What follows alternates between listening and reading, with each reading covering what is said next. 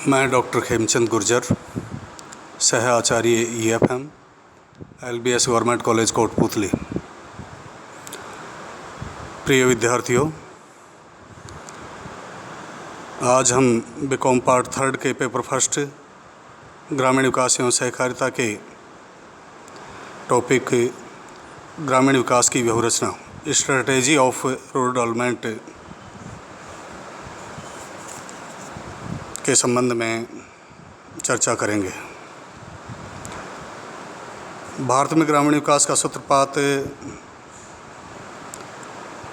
Mainly सन 1904 में सहकारी समिति अधिनियम पारित होने के साथ माना जाता है, लेकिन ग्रामीण विकास कार्यक्रमों को जो प्रमुख गति दी गई वो 20वीं सदी में 70 के दशक के बाद प्राप्त हुई। जैसा कि हम जानते हैं कि ग्रामीण विकास का तात्पर्य ग्रामीण क्षेत्र में रहने वाले अनेकानेक न्यून आय वर्ग के लोगों के जीवन स्तर में सुधार लाना और उनकी विकास प्रक्रिया को आत्मपोषित करना है। वस्तुतः ग्रामीण विकास कार्यक्रम एक विस्तृत कार्यक्रम है जिसमें कृषि विकास, आर्थिक एवं सामाजिक उन्नति के आधार की तैयारी, ग्राम नियोजन, भूमिहीनों के लिए उचित आय एवं मजदूरी, जन स्वास्थ्य, शिक्षा, समन्वित ग्रामीण विकास, संचार, सत्ता का विकेंद्रीकरण तथा ग्रामीण रोजगार कार्यक्रम इत्यादि सम्मिलित होते हैं। ग्रामीण विकास के महत्वपूर्ण 2 पहलू माने जाते हैं। नंबर 1, विभिन्न क्षेत्रों में परस्पर निकट समन्वय द्वारा आर्थिक विकास तथा दूसरा, ग्रामीण निर्धन लोगों का उत्थान।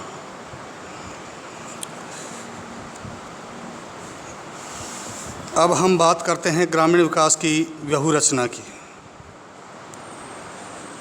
ग्रामीण विकास की व्यूहरचना से तात्पर्य सरकार द्वारा लागू की गई नीतियों, कार्यक्रमों एवं सुविधाओं से है, जिनका उद्देश्य कम से कम समय में गांवों का समन्वित विकास करना तथा ग्रामीण निर्धनता व बेरोजगारी को समाप्त करना होता है। ग्रामीण विकास की व्यूहरचना को मुख्य रूप से 3 भागों में विभक्त किया जा सकता है। नंबर 1, नीतियाँ, पॉलिसीज़, सेकंड, प्रोग्राम्स, कार्यक्रम, एंड थर्ड, सुविधाएं, फैसिलिटीज़। सबसे पहले हम बात करते हैं ग्रामीण विकास संबंधी नीतियाँ। जैसा कि अभी आपको स्पष्ट किया गया कि 20वीं सदी के 7वें दशक की शुरुआत से भारत में कृषि विकास को ही ग्रामीण विकास का पर्याय माना गया तथा ग्रामीण विकास के लिए कोई विशेष नीति अथवा कार्यक्रम उससे पूर्व नहीं बनाए गए। सरकार ने स्वतंत्रता प्राप्ति के बाद ये महसूस किया कि कृषि का विकास होने पर ग्रामीण विकास स्वतः ही हो जाएगा, क्योंकि भारत कृषि प्रधान देश है और इसकी अर्थव्यवस्था मुख्य रूप से कृषि पर आधारित है।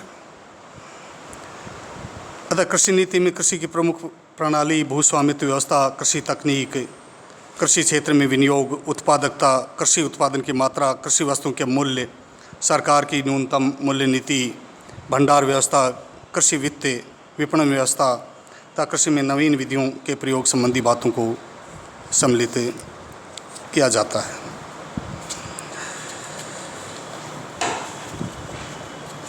उन्नीस 65-66 में कृषि क्षेत्र में एक महत्वपूर्ण क्रांतिकारी कदम हरित क्रांति का सूत्रपात किया गया, जिसमें कृषि उत्पादन में तेज़ी लाने के लिए अनेक महत्वपूर्ण कदम उठाए गए, जैसे उन्नत बीजों HYP, हाई यील्ड वैरायटी एवं उर्वरकों, फर्टिलाइजर्स एंड पेस्टिसाइड्स का उपयोग। इसके परिणाम स्वरूप कृषि उत्पादन में जो तीव्र वृद्धि हुई उसे हरित क्रांति का नाम दिया गया। भारत सरकार द्वारा ग्रामीण विकास संबंधी लागू की गई विभिन्न नीतियों का जो विभिन्न योजना काल में ग्रामीण विकास संबंधी नीतियां लागू की गई वो इस प्रकार हैं। प्रथम योजना में सामुदायिक विकास संबंधी नीति लागू की गई। द्वितीय योजना 1956-61 के दौरान सहकारी कृषि एवं स्थानीय सहभागिता। तृतीय योजना 1961-66 में पंचायती राज तथा प्रजातांत्रिक विकेंद्रीकरण को महत्वपूर्ण स्थान दिया गया। चतुर्थ योजना 1969-74 में विशिष्ट क्षेत्र आधारित कार्यक्रम। पांचवीं योजना में न्यूनतम आवश्यकता की अवधारणा कंसेप्ट ऑफ मिनिमम नीड का सूत्रपात। छठी योजना 1980 से 90 तक जो रही उसमें ग्रामीण क्षेत्रों में सामाजिक आर्थिक ढांचे को सुदृढ़ करने पर बल, निर्धनता उन्मूलन, क्षेत्रीय विषमताओं में कमी लाना तथा समन्वित ग्रामीण विकास कार्यक्रम को लागू करना। सातवीं योजना 1985-90 के दौरान रोजगार के नए अवसरों के सृजन पर जोर, आय बढ़ाने वाले विशिष्ट कार्यक्रम, भूमि सुधार तथा ग्रामीण स्तर पर लोगों की सहभागिता। आठवीं योजना 1992 से 97 में रोजगार सृजन पर विशेष ध्यान, क्षेत्रीय विकास पर जोर, गाँवों के समूह की पहचान, स्थानीय आवश्यकताओं को ध्यान में रखते हुए विकास योजनाओं की शुरुआत, पंचायती राज संस्थाओं की नई प्रभावकारी भूमिका को स्वीकार किया गया। नवीं योजना जो कि 1997 से 2002 तक रही उसमें संपूर्ण अर्थव्यवस्था में तीव्र विकास एवं वृद्धि के वाहक के रूप में कृषि एवं ग्रामीण विकास को प्राथमिकता, निर्धनता तथा बेरोजगारी उन्मूलन कार्यक्रमों पर प्रत्यक्ष ध्यान केंद्रित करना।